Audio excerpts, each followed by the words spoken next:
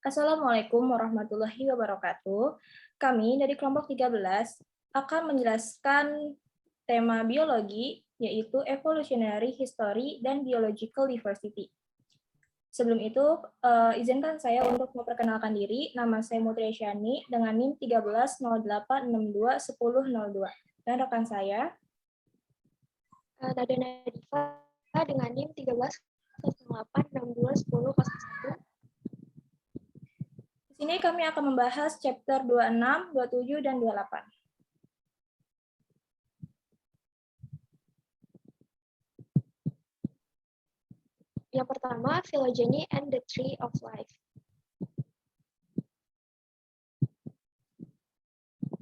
Phylogeny merupakan studi tentang perkembangan evolusioner kelompok organisme.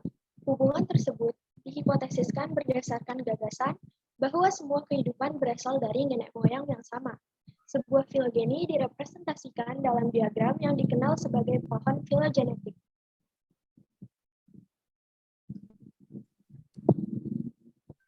Pohon filogenetik merupakan diagram skematik yang digunakan sebagai visual hubungan evolusi yang diusulkan antara taksa. Pohon filogenetik dibuat diagramnya berdasarkan asumsi kladistik atau sistematika dari filogenetik.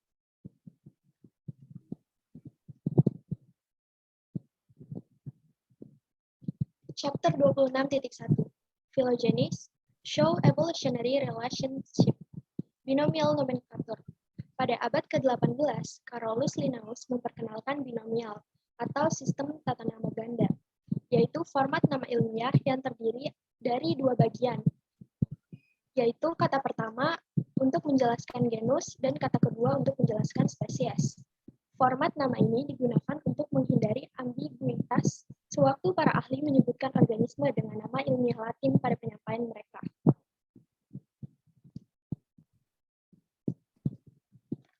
Hierarchical classification. Pada tahun 1700-an, Carolus Linnaeus mengembangkan cara penamaan dan pengaturan spesies dengan menggunakan sistem klasifikasi modern yang berakar pada sistem klasifikasi Linnaean. Sistem klasifikasi Linnaean terdiri 8 hierarki pengelompokan yang disebut taksa atau takson. Berikut ini urutan takson dari tinggi ke rendah. Yang pertama domain, yang kedua kingdom, yang ketiga phylum, yang keempat kelas, yang kelima ordo, yang keenam family, yang ketujuh genus, yang kedelapan spesies. Nah, pada gambar 26.3 di sini ada urutan takson dari spesies yaitu Panthera pardus. Nah, nama spesiesnya ini Panthera pardus, nama genusnya itu diambil dari kata pertama nama spesiesnya yaitu Panthera, nama familinya yaitu Felidae, ordonya itu Carnivora, kelasnya dari kelas Mamalia, filumnya itu Chordata, kingdom Animalia, dan domain itu dari Eukarya.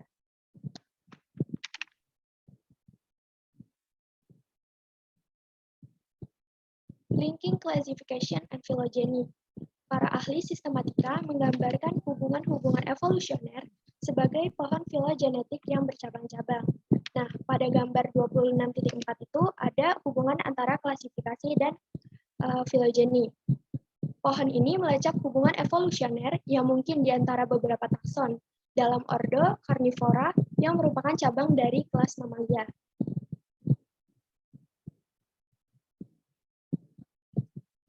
Chapter 26.2 Phylogenies are inferred from morphological and molecular data. Morphological and molecular homologies, organisme-organisme yang memiliki ciri-ciri morfologi atau sequence DNA yang sangat mirip, kemungkinan berkerabat lebih dekat dibandingkan dengan organisme yang memiliki struktur tubuh dan sequence genetik yang berbeda.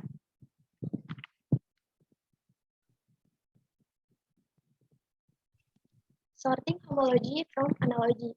Analogi merupakan kemiripan suatu spesies yang mengacu pada evolusi konvergen. Homologi merupakan kemiripan suatu spesies akibat memiliki nenek moyang yang sama. Memilah homologi dari analogi sangat penting karena jika pembuatan filogeny mengacu pada analogi, hal itu berpotensi terdapat kesalahan pada saat merekonstruksi filogeny. Nah, di sini sebagai contoh ada pada gambar 26.7. Kedua hewan yang mirip tikus mondok memiliki penampilan eksternal yang sangat mirip. Akan tetapi, anatomi internal, fisiologi, maupun sistem reproduksinya itu sangat berbeda.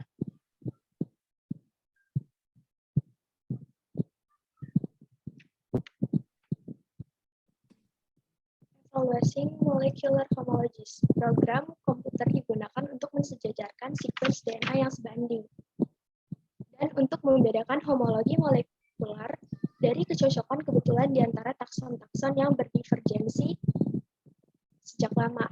Nah, di situ ada di Praga 26.8. Para ahli sistematika menggunakan software komputer untuk mencari dan menyejajarkan sekuens-sekuens yang mirip di sepanjang segmen DNA dari dua spesies.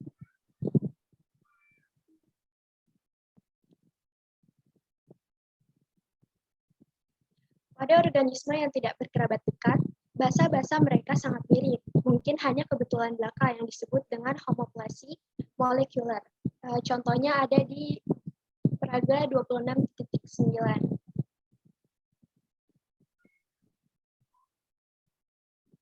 Chapter 26.3. Shared characters are used to construct phylogenetic trees. Cladistic. Sebuah klad merupakan pengelompokan monofiletik yang mencakup spesies nenek moyang, beserta semua keturunannya. Klad dapat dibedakan melalui karakter derivat milik bersama. Nah, di sini ada 3 grup. Yang pertama, monofiletic group atau klad. Yang kedua itu parafiletic group. Yang ketiga ada polyphyletic group. Nah, kalau monofiletic group ini, taksonnya itu terdiri atas satu spesies nenek moyang dan semua keturunannya. Untuk parafiletik, terdiri dari satu spesies nenek moyang dan sebagian, namun tidak semuanya, keturunannya. Lalu yang ketiga ada grup polyphyletic, terdiri dari berbagai takson dengan nenek moyang bersama.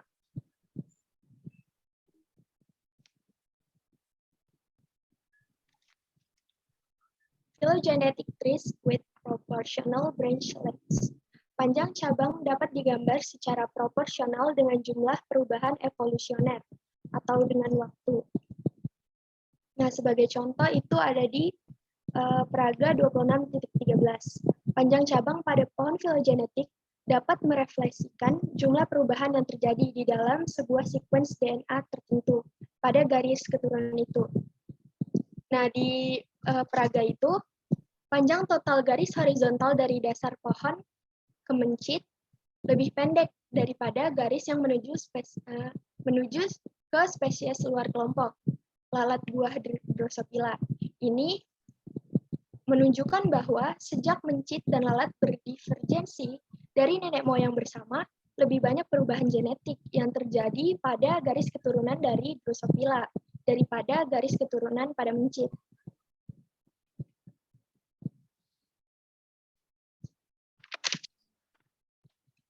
Maksimum parsimony and maximum likelihood. Di antara sejumlah filogeny, pohon yang paling parsimonis adalah pohon yang mengandung paling sedikit perubahan evolusioner. Pohon yang paling mungkin adalah pohon yang berdasarkan pola perubahan yang paling mungkin.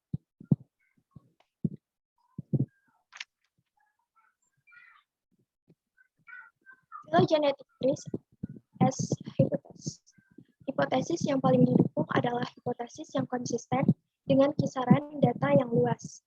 Nah, misalnya ada pada bukti bahwa burung adalah keturunan dari tetrapoda, sekelompok dinosaurus bipedal di dalam klad Saurisia, seperti yang ada di Praga 26.16. Kerabat terdekat burung yang masih hidup adalah buaya. Burung dan buaya itu memiliki banyak kesamaan ciri. Misalnya, mereka memiliki jantung yang beruang 4, bernyanyi untuk mempertahankan teritori, dan menarik pasangan saat ingin kawin, walaupun lagu yang diperdengarkan oleh buaya lebih mirip ke geraman.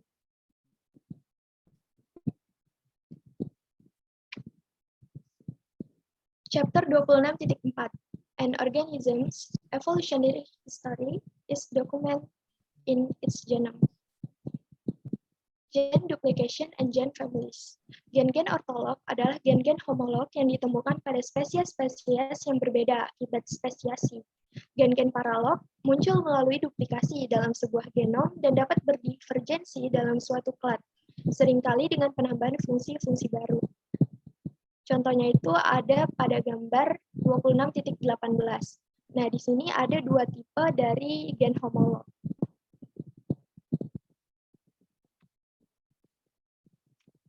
Genome evolution.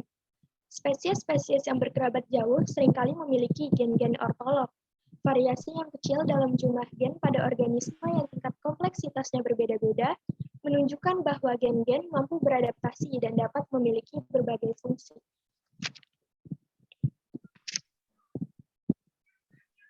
Chapter 26.5.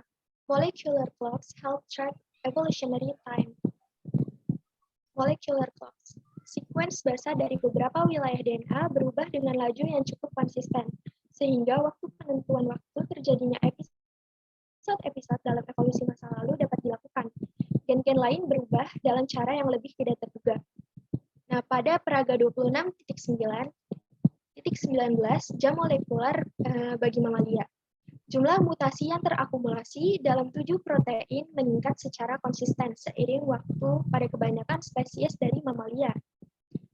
3 titik data yang berwarna hijau mempresentasikan spesies primata yang protein-proteinnya tampak berevolusi lebih lambat daripada mamalia lain.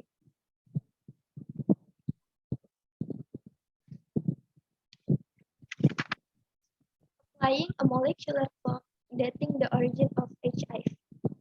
Sebuah analisis jam molekuler menunjukkan bahwa galur HIV yang paling umum berpindah dari primata ke manusia pada tahun 1930-an. Nah, pada peraga 26.20 itu, penentuan asal-usul dari HIV dengan jam molekuler.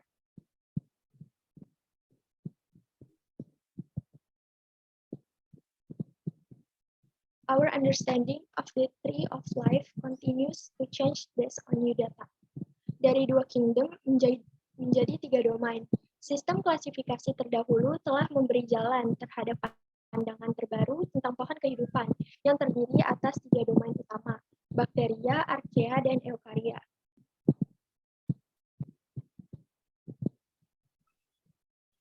Selanjutnya, bakteria and archaea pada chapter 27.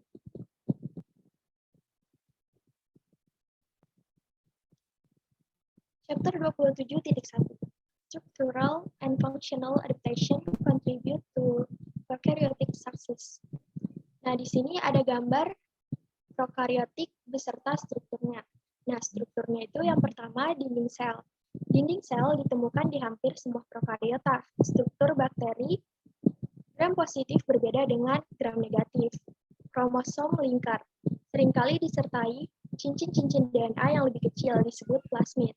Selanjutnya ada pilosex, yaitu tonjolan yang memfasilitasi konjugasi. Lalu ada flagella, organ yang digunakan oleh kebanyakan bakteri motil untuk propulsi. Banyak spesies dapat bergerak menuju atau menjauhi rangsangan tertentu. Selanjutnya organisasi internal, tidak ada nukleus atau organel terselubung membran. Biasanya tidak ada kompartementalisasi yang kompleks. Lalu ada kapsul, lapisan lengket polisakarida atau protein yang dapat membantu sel melekat dan atau menyerang sistem kekebalan dari inang. Yang terakhir ada fimbria, yaitu tonjolan mirip rambut yang membantu sel melekat ke sel lain atau ke substrat. Prokariota dapat berfungsi secara cepat melalui pembelahan binar. Ada yang membentuk endospor yang dapat tetap hidup walau dalam kondisi ekstrim selama berabad-abad. Populasi prokariotik dapat berevolusi dalam periode waktu yang singkat sebagai respons terhadap kondisi lingkungan yang berubah-ubah.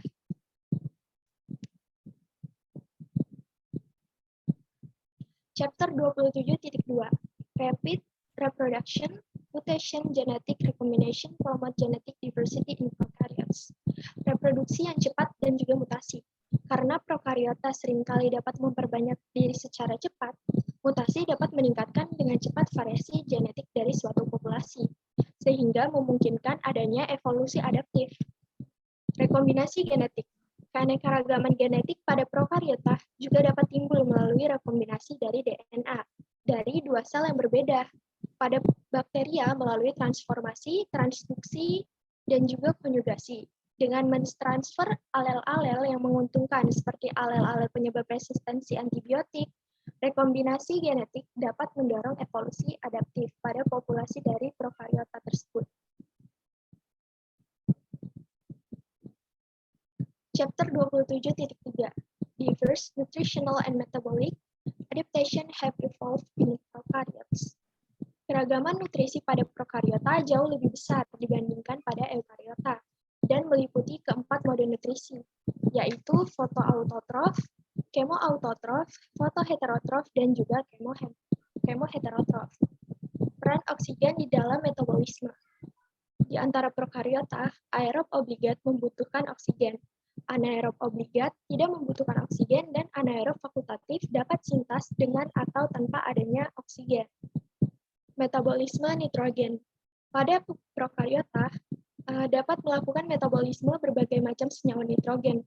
Beberapa di antaranya dapat mengubah nitrogen atmosferik menjadi amonia dalam proses yang disebut dengan fiksasi nitrogen. Selanjutnya ada kerjasama metabolik. Banyak prokariota bergantung pada aktivitas metabolik dari prokariota yang lain. Pada anabaina, sel-sel fotosintetik dan sel-sel pemfiksasi nitrogen saling bertukar produk metabolik. Selanjutnya, chapter 27.4. Prokaryotes have radiated into a diverse set of lineages. Prokariot berperan dalam pembentukan kondisi bumi hingga sekarang, yang mana akumulasi oksigen atmosfer itu berasal dari aktivitas fotosintesis cyanobacter 2,5 miliar tahun yang lalu. Sedangkan prokariot tertua hidup pada 3,5 miliar tahun yang lalu. Ciri-ciri prokariot yang pertama, uniseluler, yang kedua, tidak memiliki membran inti, tiga, tidak memiliki membran organel, dan yang keempat, tahap transkripsi dan translasinya sederhana. Gambaran tentang keragaman prokariot. Prokariot ditemukan di berbagai lingkungan ekstrim panas, asam, atau basa, atau yang memiliki kadar garam tinggi, yang mana tidak cocok bagi eukariot. Organisme prokariot ini ada dua, yaitu bakteri dan arkea. Bakteri. Ciri-ciri yang pertama, mempunyai peptidoglikan, 2, memiliki lipid membran, 3, rantai karbon tidak bercabang, dan yang keempat, kepekaan antibiotik tertentu dihambat. Ciri-ciri arkea yang pertama, tidak memiliki peptidoglikan, 2, rantai cabang karbon bercabang, 3, kepekaan antibiotik tertentu tidak dihambat, 4, dapat fotosintesis tetapi tidak memiliki klorofil, namun memiliki pigmen.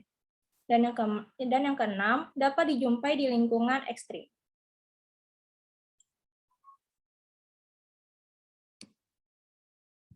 Arkea adalah pioner untuk kehidupan. Arkea yang dijumpai di lingkungan ekstrim yang pertama, kadar garam tinggi atau ekstrim halofil. Arkea fotosintetik seperti Halobacterium halobium memiliki pigmen penangkap energi matahari yang bernama bakteri Orhodopsin yang memberikan warna ungu. Warna ungu arkea fotosintetik dapat dilihat dalam tambak. 2. Suhu tinggi atau ekstremofil atau hipertermofil, pH asam atau asidofil, dan pH basa atau alkalofil. Halofil termoasidofil merupakan arkea yang berada pada suhu tinggi dan pH asam, yaitu contohnya sulfolobus, yang memberikan warna hijau pada sumber air panas, dan hidup pada suhu 80 derajat Celcius dalam pH 2. Energi yang diperoleh dari mengoksidasi belerang. Nah, pada gambar tersebut adalah habitat dari arkea hipertermofil. 3. Lingkungan anaerob atau lingkungan yang tidak memiliki oksigen. Arkea metanogen seperti Methanobacterium menghasilkan gas metan, yang mana hidup di kondisi anaerob.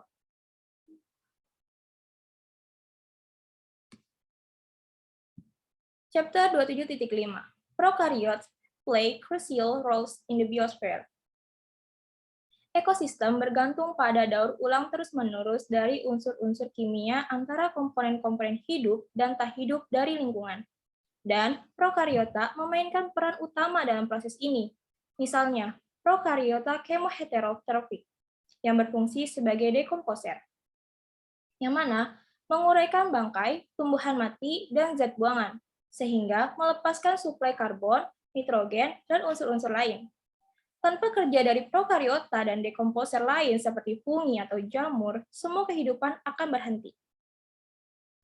Prokariota juga mengubah senyawa-senyawa anorganik menjadi bentuk-bentuk yang dapat diambil oleh organisme lain, yaitu pada daur ulang kimia dan interaksi ekologis. Chapter 27.6 Prokaryotes have both beneficial and harmful impact on human. Untuk impact yang menguntungkan, yang pertama lingkungan atau ekologi, yaitu sebagai dekomposer dalam membersihkan lingkungan tercemar atau bioremediasi. Contohnya Pseudomonas, yaitu menguraikan tumpahan minyak yang digunakan sebagai sumber karbon dan energi. 2. Industri, yaitu menghasilkan berbagai produk makanan seperti nada yang menggunakan bakteri Acetobacter sillinum, minuman seperti yogurt menggunakan bakteri asam laktat, probiotik, enzim, antibiotika, dan obat. 3. Pertanian. Contohnya, yaitu adanya simbiosis atau hubungan antara bakteri penambat nitrogen atau rhizobium dengan legum atau kedelai, meningkatkan kesuburan tanah. Kita tahu bahwa rhizobium mampu mengikat nitrogen menjadi amonia, yaitu sumber nitrogen. Sumber nitrogen tersebut akan digunakan oleh kedelai, yang mana kedelai akan mengeluarkan atau memberikan gula kepada rhizobium. Lalu selanjutnya merugikan, adapun penyakit lim yang disebabkan oleh bakteri jenis piroket, yaitu Borrelia burgdorferi, yang dibawa oleh Acarina caplak. Bakteri patogen atau penyebab penyakit sebagian besar mengeluarkan racun atau toksin. Adapun dua cara bakteri mengeluarkan racunnya. Yang pertama, eksotoksin, yaitu protein toksin dikeluarkan oleh sel bakteri. Contohnya, Clostridium botulinum pada makanan kaleng yang sudah kadaluarsa, yang akan menyebabkan kematian. 2. Endotoksin, biasanya dikeluarkan jika bakteri telah mati atau dinding sel pecah. Komponen membran luar bakteri, misalkan lipopolisakarida bakteri gram negatif. Contohnya Salmonella typhi. Prokariota dalam penelitian dan teknologi. Senjata biologi atau bioweapons menggunakan patogen karena dengan alasan lebih murah dalam produksi, mudah disebarkan, dan juga ampuh. Contoh kasusnya yaitu bakteri Bacillus anthracis, penyebab antraks yang dikirimkan dalam amplop ke Senat di USA pada tahun 2001. Selanjutnya, protista. Chapter 28.1. Kebanyakan eukariota adalah organisme bersel tunggal. Protista diklasifikasikan dalam kelompok eukariota bersama dengan tumbuhan, hewan, dan juga jamur dalam domain eukaria. Dan sebagian besar protista adalah uniseluler. Protista juga memiliki beragam dengan nutrisi mereka, yaitu yang pertama, fotoautotrof, yang mana protista tersebut mengandung kloroplas. 2. Heterotrof, yaitu protista yang menyerap molekul organik atau menelan partikel makanan yang lebih besar. 3. Mixotrof, yaitu menggabungkan fotosintesis dan nutrisi heterotrofik. Reproduksi dan siklus hidup protista juga sangat bervariasi. Beberapa protista bereproduksi secara aseksual atau seksual, atau dengan proses seksual meiosis dan pembuahan. Selanjutnya, terdapat 4 supergrup eukariota, yaitu ada Excavata, SAR, Archaeplastida, dan Uniconta. Terdapat contoh dari Excavata, yaitu Giardia intestinalis. Contoh pada SAR terdapat Diatom diversity dan Globigerina. Contoh dari Uniconta yaitu Amoeba, dan yang terakhir contoh dari Archaeplastida yaitu Volvox. Endosimbiosis dalam evolusi eukariotik. Terdapat bukti bahwa banyak keanekaragaman protista berasal dari endosimbiosis. Mitokondria berevolusi oleh endosimbiosis dari prokariota aerobik. Plastida berevolusi oleh endosimbiosis Cyanobacterium fotosintesis. Chapter 28.2. Excavata termasuk protista dengan mitokondria yang dimodifikasi dan protista dengan flagela yang unik. Excavata ini mencakup diplomonat, parabasalit, dan euglenozoa. Diplomonat dan parabasalit. Protista dalam kelompok ini tidak memiliki plastid dan memiliki mitokondria yang termodifikasi. Kebanyakan diplomonat dan parabasalit ditemukan di lingkungan anaerobik. Diplomonat memiliki mitokondria termodifikasi yang disebut mitosom. Organel ini tidak memiliki rantai transport elektron yang fungsional, sehingga tidak dapat menggunakan oksigen untuk membantu mengekstrak energi dari karbohidrat dan molekul-molekul organik lainnya. Sebagai gantinya, diplomonat mendapatkan energi yang mereka butuhkan dari jalur-jalur biokimiawi anaerobik, seperti glikolisis. Diplomonat dan parabasalit mempunyai mitokondria yang termodifikasi, contohnya Giardia dan Trichomonas. Euglenozoa terbagi menjadi kinetoplastid dan euglenid. Morfologi utama euglenid mempunyai batang spiral atau kristalin di dalam flagelanya, contohnya Trypanosoma dan Euglena. Adapun contoh dari Trypanosoma ini adalah penyebab penyakit tidur pada manusia atau sleeping sickness.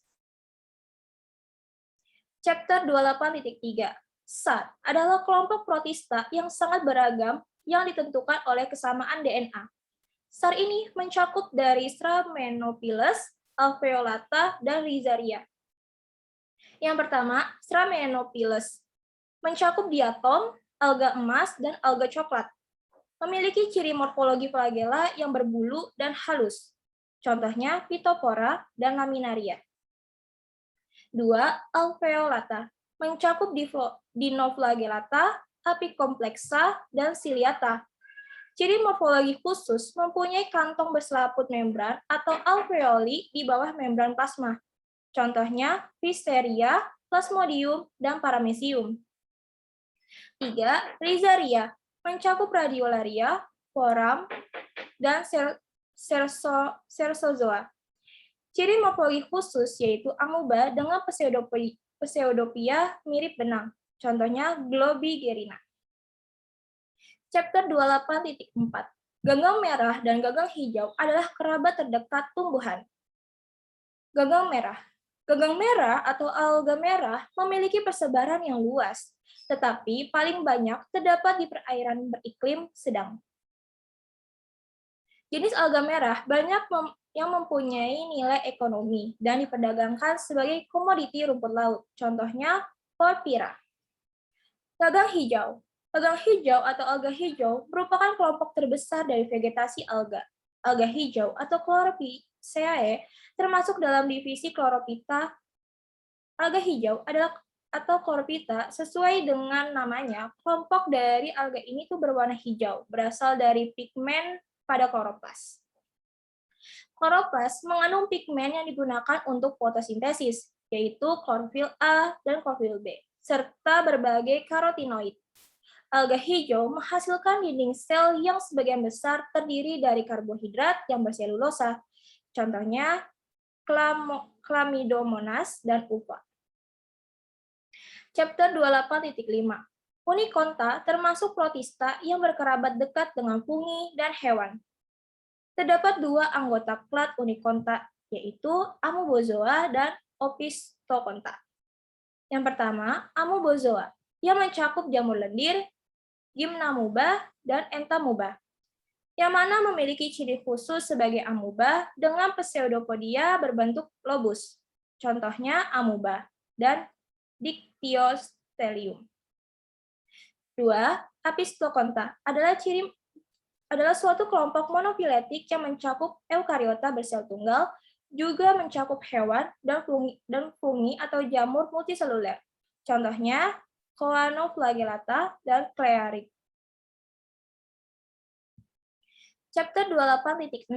Protista memainkan peran penting dalam komunitas ekologis.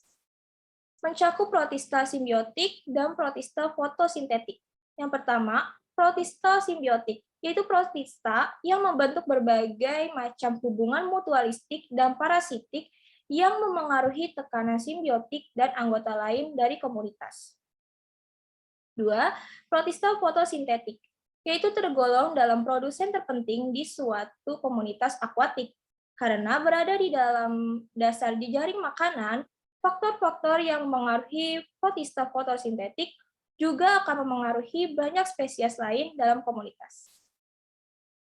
Sekian dari kelompok kami, kurang lebihnya mohon maaf. Wassalamualaikum warahmatullahi wabarakatuh.